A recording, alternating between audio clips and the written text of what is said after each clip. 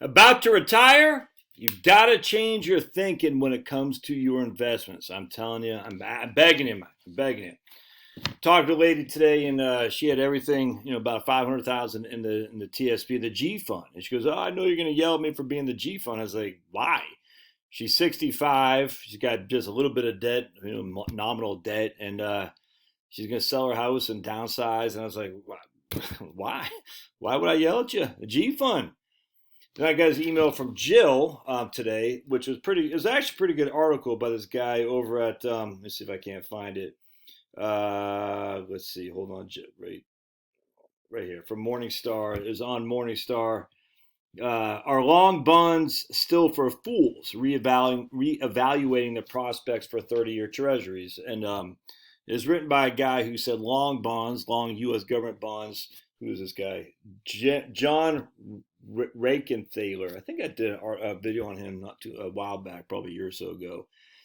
He said on April 23rd, 2020, long bonds are for fools. And he since pat himself on the back a little bit, and now he's saying maybe not so much.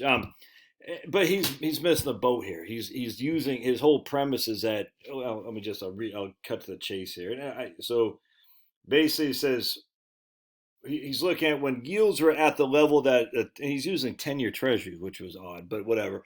He said when yields were at this level previously. We had 4 different times. One time we broke even, one time we made money, one time we lost money, and another time we broke even. So, of the 3 of the 4 times, we didn't lose money, and one time we just lost a little bit, not much. And I completely agree with that assumption. He's like, yeah. So at the end of the day, it's like, yeah, you didn't lose any money. It did basically, you didn't make it, but you didn't lose any, which I like. I can't remember if he's using that. Net of inflation. I don't know. I think he is using net of inflation. Yeah, real returns. So he's talking about real returns, which is net of inflation. So the only one time when yields were this low did we lose money, which is in basically 43. All right, and even then you only lost 2% net of inflation. Now it's just not that big of a deal. But even that, he's still missing the point because, hey, who cares? I mean, when yields were this low, I'm more worried about when inflation was the scenario we're looking at, not when low yields at 3%. That's an odd thing. But anyway, I want to show you here too. So then he says, however, here's what the equities did during these times. All right, so you can see the red, the equities dwarfed from the bonds, dwarfed the bonds. And his argument is that equities have just destroyed bonds in these 4 instances. And I think he's missed the boat. He's looking at when yields were I don't want to say this low because right now they're this high. You know what I'm saying?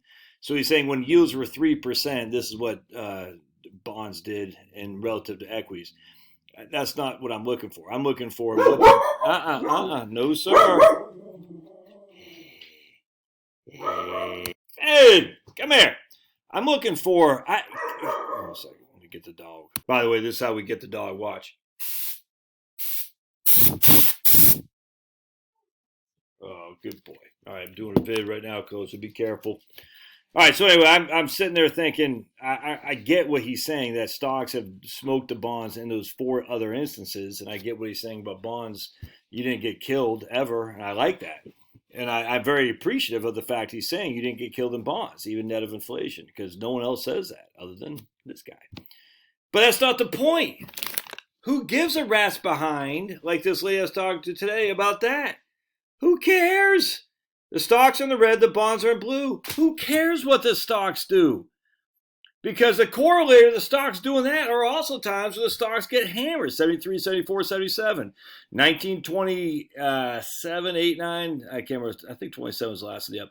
28, 29, 30, 31, 32. And I think that was it. And then 37 or something like that. 2000, 2001. 2007, 8, and 9. I mean, you see what I'm saying? 2022. Q4 2018.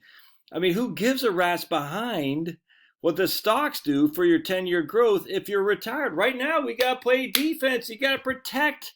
You got to protect your end zone. You can't be getting sacked in the end zone in retirement, man. So the lady I'm talking to today, 65 years old, she's single, and she's like, you're going to kill me because I'm in the G fund? I said, no. If the G fund can make it work, which it absolutely could because she doesn't spend that much money, shocking, then why do you need C fund? You don't need the C fund. Now, if you want to have it, you can. She had no kids. Yeah, I'd be like, well, who cares? Who gives a rat's behind? Protect. I'd stop making the comparison. The fault. This is what the Rob Berger guy does wrong. He says, "Oh man, 60. What do you say? The bucket strategy leaves money on the table." I'm like, yes, if we're trying to accumulate, it does or has. I don't know if it will. We have no idea. But the biggest risk you face is the down market. Now, it's less of a risk now because the market is down 20%, but still it's there. Just because it's down 20% doesn't mean it can't go down another 20 or even 40%, for heaven's sake. But I'm sitting there thinking, I'm 65 years old. I'm not going back to work. This lady, has some health scares, and I'm telling her, just freaking hang it up, dude. Hang it up. Done. Be, just like her brother. Her brother said, just sell your house and move, and be happy with the time that you have left, because she suffered a couple of pretty big debilitating fights with cancer, and that hurts you. That can wear on a woman's or a man's body. Probably not going to live till she's 90. You know what I'm saying?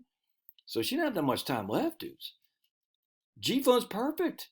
Defense. No reason to sweat yourself, scare yourself to death with a C Fund. Going up and down with all kinds of stuff. And then if you look at inflationary times, stocks, everyone thinks stocks are a hedge against inflation. I say, show me the evidence. They're a hedge against low inflation, low to moderate inflation, but they're not a hedge against high inflation, as we've seen from 66 to 82. They're just not. So bonds did better than stocks in 66 to 76. I can't remember if bonds did better than stocks from 66 to 82. I just don't know. I have to do another video. I've done a video and I just can't remember what I said. But I just did a video earlier this morning. Bonds did better than stocks, 66 to 76. That's a fact. Take that to Fort Knox and return it for gold, because you can, because that's a fact. All right? Bonds did better than stocks during the deflationary times of the 30s. Did bonds do better than stocks during low inflation? No. The low inflation times, what this guy said, this 4 times. Bonds held their own 3 of them, and the one they lost money, they just didn't lose that much. It's 2%. And I don't think it was 2% a year. Let's actually see. Maybe it was 2% a year. Yeah, I'm not sure. I'm not sure. It was 2% a year. Yeah, 10-year return. It does say annualized. Yeah, so it lost 2% net of inflation. Wow, that's the worst I ever had when bond yields were like this. 10 years. I'd love to see a 10-year time frame in bonds that did worse than that. Was it 5% at most? You know what I'm saying? You can rest easily at night knowing the worst you've ever done in bonds was, I'm literally just throwing out there 5%. I don't even know that to be true over a 10-year time frame. The only reason you want accumulation is because you need it for whatever reason, or you want to leave a legacy. And if you really want to leave a legacy, and if you can, just buy some life insurance, dudes. Anyway, please change your thoughts. It's not about accumulating. Decumulating, I get it. That's a counter to accumulating, but it's about protecting. You can't get sacked in the end zone. Even if you're only getting 3 yards in a cloud of dust and you have to freaking 3 and out every single 4 yard, every single downs that you get, you're 3 and out, 3 out and punt, 3 and out and punt, 3 and out and punt. As long as you're not getting sacked in the end zone or throwing a pick 6, who cares, man?